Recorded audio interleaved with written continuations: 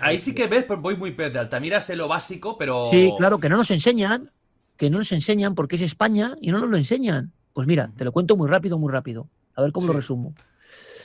Hay un hombre que es rico y que es el bisabuelo del señor Botín del Banco Santander, es decir, una familia vale. importante. Y Ujú. este señor, en vez de hacer lo que hacen los señores del siglo XIX, pues jugar al casino, e irse por ahí de vinos, tiene inquietudes. O sea, es distinto. No le quieren mucho porque es distinto. Le gusta la prehistoria, le gusta saber investigar, le gusta la naturaleza, le gusta. Pues es un hombre erudito al lado de Torrelavega. O sea, y este hombre un día va a París. Y en París, te hablo de 1870 aproximadamente, ¿vale? Y en París están poniendo unos huesos en la Exposición Universal que dicen, he aquí pruebas del hombre antediluviano, antes del diluvio. En aquel momento la Biblia decía, de qué decir, que los conceptos al final, aquella gente de aquella época estaba convencida hace nada en la historia de que la Tierra tenía 4.000 años. 4.000, ¿eh? No 4.000 millones, 4.000. Entonces había huesos que no encajaban, se estaban encontrando huesos que no encajaban. Y este hombre, Marcelino Sáenz de Sautola, que me encanta que mucha gente que te sigue, Jordi, de América y tal, gente joven, esta historia que os voy a contar supera todo lo superable. Este tipo se queda mirando las... Yo recomiendo de verdad, que en YouTube lo encontráis, hice un documental tan absolutamente embebido de esto que se llama El Salto Infinito, porque es el salto de la conciencia humana, el salto infinito, que es lo mejor que yo creo que he hecho nunca. No tuvo mucha audiencia, porque la gente se emitió en verano y le da igual. El salto infinito. Si a alguien le interesa lo que vamos a contar.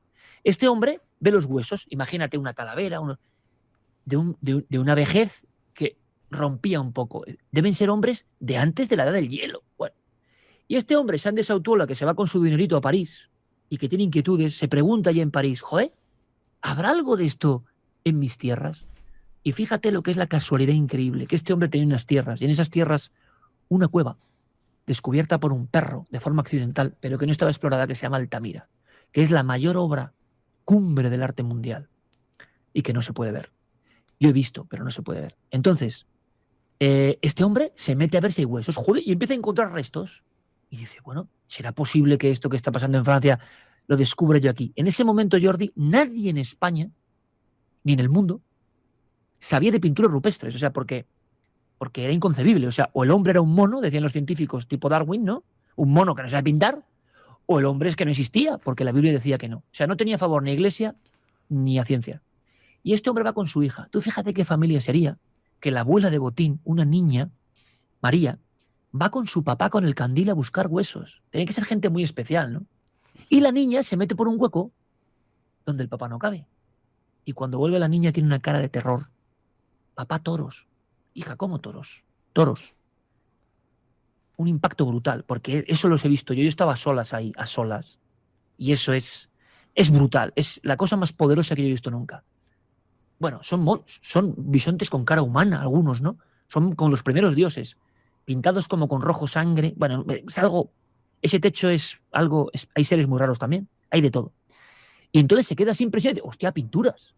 Bueno, para resumir, este hombre cuenta que ha descubierto estas pinturas y nadie le cree. Le acusan de que las ha pintado él. Dice que es un rico, coño, como es rico, pues a matarle, que es un sinvergüenza. Él invita a los franceses y los franceses, Jordi, cuando van a Altamira, delante de esas pinturas, los científicos le escupen, le rompen el trabajo. Señor Sautuola, pintores de la prehistoria, maldito español, y se van. Y el hombre se queda solo con su cueva, con más de 1.000 pinturas, ¿vale? Porque la cueva de Altamira es muy profunda. En la parte profunda, que es donde entraba el chamán, hay caras monstruosas, caras terroríficas, alguna manera casi esculturas de demonios de hace 25.000 años. Bueno, y este hombre la explora con su hija, tío, y va a la Academia de la Historia, y de los 300 académicos de la historia solo le cree uno, que muere poco después y va con él. Total, ese hombre, Jordi, muere de pena. Ese hombre, en la prensa, falsificador. Ese hombre muere de pena. Nadie le hace caso. Y él, antes de morir, y yo tengo, una de las joyas que tengo es su libro, que hay muy pocos ejemplares, el libro de él, explicando que él ha sentido que es la llamada del hombre antiguo, que esto debe ser un hombre mucho más antiguo de todo lo conocido y que pintaba esto como ofrenda a sus dioses. Acertó. La hija, esa niña de 9 años, cuando su padre está muriendo de pena, enterrado allí, le dice, papá, no te preocupes, que yo haré que tu historia sea vengada y conocida. 20 años después de muerto, Jordi, te lo cuento muy rápido, 20 años después de muerto, esos mismos franceses, esos gabachos que se han reído, por accidente, en una cueva, uno de ellos tira con un bastonito una piedra, hay una corriente de aire, se meten y ven unos bisontes. Y ven y dicen, aquel loco tenía razón. Y se descubren en Francia más de 100 cuevas con el mismo tipo de dioses de aquel hombre de Cantabria que murió de pena porque nadie le creyó. Dime tú si esa historia, luego la injusticia, ¿no? Esos mismos que se rieron, Jordi, fue los que fueron a la cueva e hicieron ellos la cartografía de la cueva, como la Capilla Sistina de la antigüedad. Oye, tiene, Y aquel hombre que creyó siempre en su sueño, que no dio un paso atrás y que su hija juró, y lo consiguió de alguna manera, vengarse. Dime tú si esto no es una serie o una Sí, película. sí. Sí, sí, final medio trágico, pero totalmente. Y tú que has estado ahí, es que es espectacular. Claro, yo he visto la típica imagen, lo que dices tú, el bisonte, bueno, la de los libros del cole, es Lo que que se lo que enseña. creo que hemos visto todos. Pero Ah, eso, ¿cómo son las cuevas de Altamira por dentro? bah, Es impresionante, ¿no? bueno, yo he viajado por parte del mundo, ¿de acuerdo? He estado en muchos lugares cumbres del misterio, nada que ver. Bueno, quizá porque a mí me cambia la vida en esa cueva, ¿no? Yo salí mejor persona de esa cueva. Yo era una persona y salí otra, ¿no?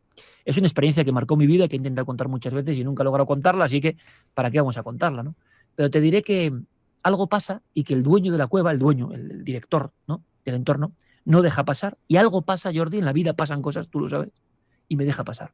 No solo me deja pasar, sino que me deja ahí solo 3 horas con una linterna, con una música que yo llevaba muy especial, en un iPod de la época, una música que se llama Yulunga, que es la danza de los espíritus, y la impresión de estar en ese sitio solo, eso fue un flash, lloré, o sea, es algo, o sea, yo no sabía tanto de prehistoria, luego me hice fan de la prehistoria y recorrí decenas de cuevas y he recorrido Francia entera y España rodándolas para ese documental, donde cuento lo que pasa en esas cuevas, ¿no?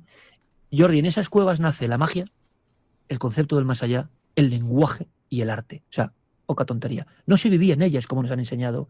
No comían en ellas. Solo entraba el chamán. Ahora se sabe. Y entraba hasta el final. Tú imagínate el momento en que yo voy con este hombre, al principio, me tengo que agachar, como en un túnel, y me dice, mira arriba, Iker. ¿Y sabes lo que veo, Jordi? Unas manos de niños, que en barro todavía fresco. Seguramente, quizá, la última noche de esa cueva, porque todas las cuevas mágicas un día la gente las abandona, es uno de los misterios de la prehistoria que me da pena que la gente no conozca. Un día, las diferentes cuevas de gente que nunca se vio entre sí, algo pasaba en esa cueva, no sé el qué, se iban. Ponían una piedra y se iban. Y estaban tapadas, como Altamira. Bueno, pues tú imagínate que te tienes que poner como un feto casi humano para pasar por ahí, lo que tenía que ser para aquel chamán con una antorcha, viajar por ese mundo del más allá, y me miro arriba y veo, pero 100 metros, de los niños, o las huellas Fua. de los últimos niños danzando en la cueva. Y al final, cuando llegas, ves una cara entre hombre y bisonte, que era algo que se adoraba, una especie de bestia. Ujú. Mira, se te caen al suelo. O sea, es decir, te quedas petrificado y dices, hostia, lo que tenía que ser esto en una mente de hace. Era un diálogo con el más allá. Y los grandes prehistoriadores que yo he entrevistado me decían, los grandes, el mejor experto en esto del mundo, Jean Clots, me decía en la cueva, Iker, desengáñate, me decía el francés. La cueva hablaba. Ya, un símil, ¿no? Una metáfora ya. Dice, no, no, no. La cueva a ellos les hablaba, pero nosotros ya no entendemos el lenguaje. Era otro mundo, era otra mente, ¿no? Entonces yo pude estar allí 3 horas a solas y bueno, es lo más increíble que he visto en ese cueva de los bisontes, que se enseñan siempre los bisontes clásicos, claro, hay que verlo en su contexto. Son 3D, son inventores del 3D.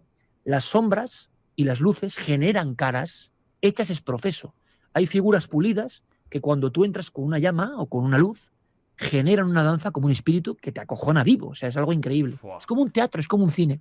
Voy a Hay apuntar. figuras terroríficas, Jordi, terroríficas, que uno vería extraterrestres. Grandes cabezas de feto, pero con cuerpo humano que están rezando. Esas aparecen en todas las cuevas del mundo. Yo decía, ¿pero esto cómo es?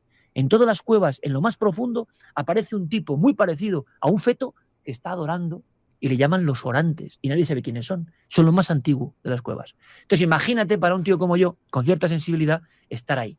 Bueno, pues salí de allí, pues fíjate, muy, muy optimista, muy creyendo que todo tenía un sentido. No sé, tuve una experiencia que algunos dicen de, no sé de qué, porque Trascendental, ¿no? Una sí, experiencia total, bueno, de esas que marcan la vida y que son antes total, y después. total. Hostia, qué